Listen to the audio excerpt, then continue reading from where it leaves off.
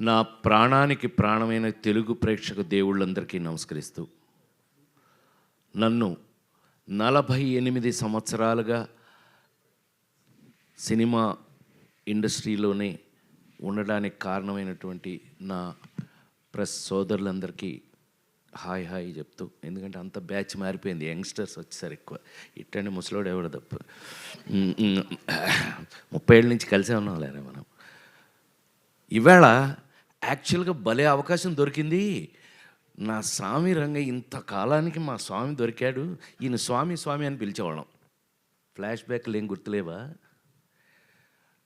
Cinema ఇండస్ట్రీలో అనేక మంది హీరోలు అవ్వడానికి అద్భుతమైన కేవలం మ్యూజిక్తో పెద్ద పెద్ద హీరో రజనీకాంత్, కమల్ హాసన్, రాజేంద్ర ప్రసాద్ ఎవడెవడు అందరినీ హీరోలను చేసి పారేసింది ఆయన.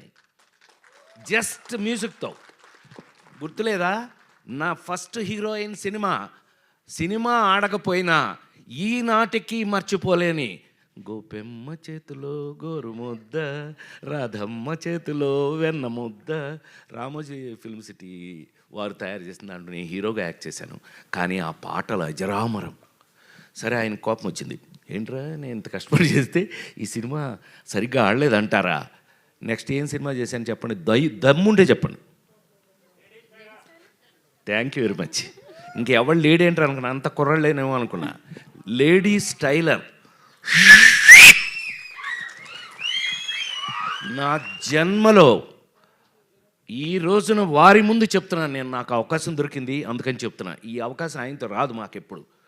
కానీ వాళ్ళు చెప్తున్నా, సార్ ప్రేమించి పెళ్ళాడు సినిమా తర్వాత ఆత్మహత్య చేసుకుందాం అనుకున్న నేను, అంతకుముందు డబ్బింగ్లు చెప్పేవాడిని, డబ్బులు వచ్చాయి, డబ్బింగ్ డబ్బులతో మద్రాసులో ఇల్లు కట్టే.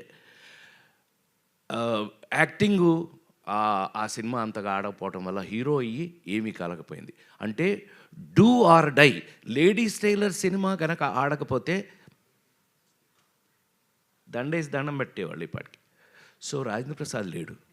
లేడీస్ టైలర్ సినిమా ఒకే ఒక ఎక్స్పీరియన్స్ చెప్పేసి ఆపేస్తాను. Sorry, I'll take another 3-4 minutes. Lawyer Suhasini అని ఒక సినిమా యాక్ట్ చేసాం. మా వంశీ సంగతి మీ అందరికీ తెలుసు కదా. ఇప్పుడు వంశీ సంగతి ఇక్కడ ఎందుకులేండి, ట్రస్ట్ పూర్తి. వంశీ పత్తి పేసునున్న మొత్తం పోచి ఎల్లరికీ తెలియం. సో వాడు నాకు ఆల్రెడీ కొత్త విలన్ని పెట్టి అతను నేను ఫైటింగ్ చేస్తుంటే కొట్టుకోండి అని షార్ట్ కంటిన్యూ చేశాడు. వాడు ఎరగొట్టి నన్ను సైకిల్ మధ్యలో కాలేసి తొక్కేసి కాలు ఇరిగిపోయింది, ఫ్రాక్చరు. అయితే వంశీ వచ్చాడు మా ఇంటికి. వస్తే మనమేమో మంచి కట్టు, 2 చెక్కలు ఈ టైప్లో ఉన్నాం ఇంట్లో ఉంటే, ఏమండి బయలుదేరండి మన స్వామి పిలుస్తున్నాడు. స్వామి? ఎవరు స్వామి? మన స్వామి అండి. ఓ ఇళయరాజా గారు.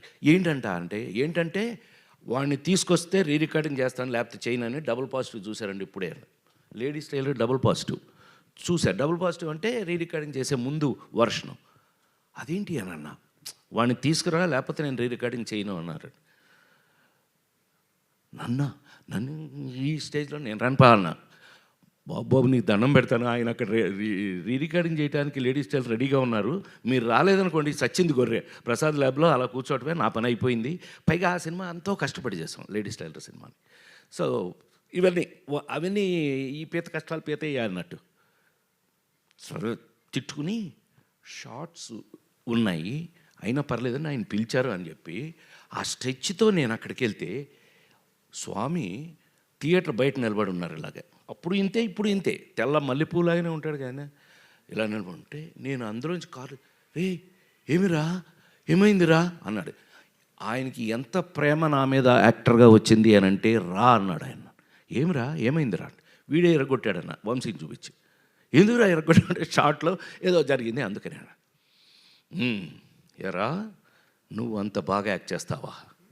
నేను ఇప్పుడు రీ రికార్డింగ్ చేస్తాను, నీ యాక్టింగ్గా నా రీ రికార్డింగ్గా తేల్చుకుందాం మన ఇద్దరం అని చెప్పి థియేటర్ లోపల సార్ வாழ்க்கையில் மறக்க மாட்டேன் நான்.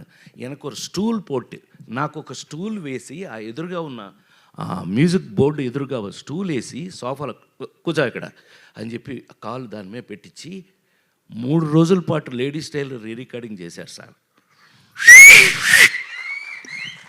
అది ఆ సినిమా అప్పటికీ ఇప్పటికీ ఎప్పటికీ అందరూ మీ అందరి సంఖలో ఇళ్లల్లో అన్నిటిలోనూ ఉంది.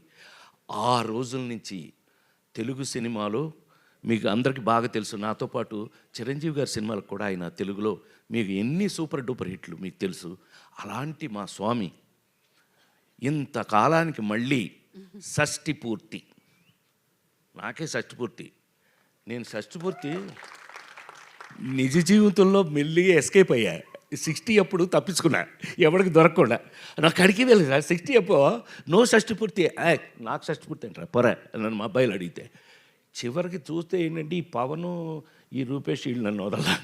చివరికి తెలుగు సంస్కృతి సంప్రదాయాలు ఉట్టిపడేటట్టుగా అద్భుతంగా కీరవాణి గారు పాట రాశారంటే మీకు అర్థమైపోవట్లే ఆ సినిమా ఎట్లా ఉంటుందని.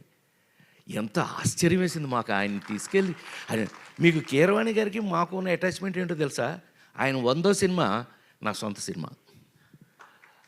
బాపు గారితో తీసిన రాంబంటి సినిమాకి నేను అనుకోకుండా వెళ్ళి, ఏమండి మీరు నాకు మహా ఇష్టం తెలుసు కదా, కేవి మహాదేవన్ గారు ఇళయరాజా గారు ఈజ్ ఈక్వల్ టు కీరవాణి గారు.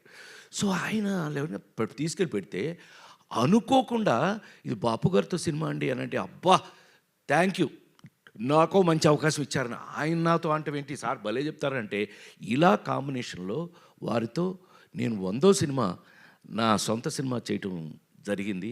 అదొక అదృష్టం. సూపర్ డూపర్ హిట్స్ పాటలు అవి చేసాం. సో ఈవేళ ఈ విధంగా కలుసుకోవడం నాకైతే ఒళ్ళంతా రూపేష్ చెప్పినట్టుగానే 48 సంవత్సరాల నుంచి సినిమాలు యాక్ట్ చేస్తున్నా కొన్ని ఎక్సైట్మెంట్లు మనం మారలేవు నాయన.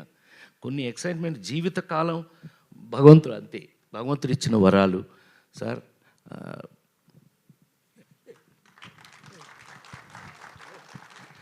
నిజంగా ఆయన ఎంత బాగా నా సినిమా అనేటప్పటికల్లా చెట్టు కింద ప్లేటర్లు మీరు ఎన్నో చూశారు, ఇంకా నేను ఇప్పుడు దాని గురించి చెప్పాల్సిన అవసరం లేదు. అలాంటిది ఇంతకాలానికి షష్ఠి పూర్తి అని ఒక చక్కటి కథతో నాలాంటి ఇంతకాలం సినిమా ఇండస్ట్రీలో మీ అందరి ఎదురుగా 40 ఏళ్ళ నుంచి కూడా 287 సినిమాలు యాక్ట్ చేసిన నన్ను ఒక షష్ఠి పూర్తిలో ఒక అద్భుతమైన పాత్రతో పవన్ చక్కగా రాసి దాన్ని అద్భుతంగా తీసి ఇవాళ హైలైట్ ఆఫ్ ఇట్. మామూలుగా దాని మీద మీకు గౌరవం వినగానే రావడానికి కారణమే అమూలందైన బొమ్మ ఇసై జ్ఞాని ఇళయరాజా. ఏమండి ఆయన పాట రాయటం నేనైతే ఆశ్చర్యపోయాను సార్. నిజంగా మీ పాట విని ఏంటి ఆయనే రాశారంటే, అరగంటలో రాశాడు మా చైతన్యకి నాకు లింక్ తెలుసు కదా, ఆ నలుగురు జన్మలో ఎవరో మర్చిపోలేని తెలుగు సినిమా. చైతన్య అదేంటి అని అంటే, అవునండి కూర్చొని రాశాడు ఆయన. అందులో ఇళయరాజా గారు అనగానే ఒళ్ళు గగురు ఆయనకి ఊపు వచ్చేసిందండి, రాశాడు. ఎంత అద్భుతం అండి. వీటన్నిటికీ మించి మాకు ఈ సినిమా చూస్తుంటేనే మీకు పెయింటింగ్ వేసినట్టుగా ఉంటుంది. పద్మశ్రీ తోట తరణి అన్నయ్య, ఈ అన్నయ్య మేమంతా బ్యాచ్లండి, మేమంతా బాగా చెప్పనులే, ఫ్లాష్ బ్యాక్ ఎందుకు చెప్తాను చెప్పను, మనం ఏవిఎంలో అట్లు అల్లరి చేసినంత చెప్తానండి. ఏవిఎం బ్యాచ్ సార్, ఇదెల్లా పెరియ బ్యాచ్. మేమంతా అన్నయ్య మంచిగా లేరారా బాబు, అంతా కలిసి ఇన్ని సంవత్సరాల నుంచి పనిచేస్తూ వాళ్ళ దగ్గర నాకున్న చనువు. ఈ సినిమా చూస్తే మీకు ఒక పెయింటింగ్ లాగా ఉంటుంది. అంత కారణం అన్నయ్య, ఆయన్ని తెచ్చుకున్నాం. ఎస్ అఫ్ కోర్స్ కెమెరా లేకపోతే నువ్వు నీ వర్క్ వాల్యూ తెలియాలంటే అక్కడే కదా. సో ఇన్ని క్వాలిటీస్తో రేపు మీకు రిలీజ్ కాబోయే ఈ సినిమా ఒక తెలుగు సినిమాకు కావలసినటువంటి అన్ని వాల్యూస్ ఉన్నాయని, అందులో మనం మిస్ కాకుండా ఇలాంటి లెజెండ్స్ని మనం పెట్టుకుని మళ్ళీ మన పాత రోజులు గుర్తు చేసుకున్నట్టుగా అనిపిస్తుంది నాకు.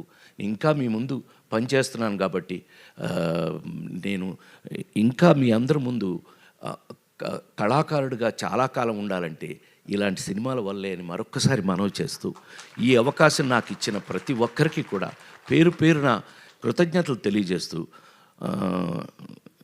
ఇళయరాజా గారు ఇంకా ఇంకొక 100 సినిమాలు చేయాలని నేను అనుకుంటున్నాను.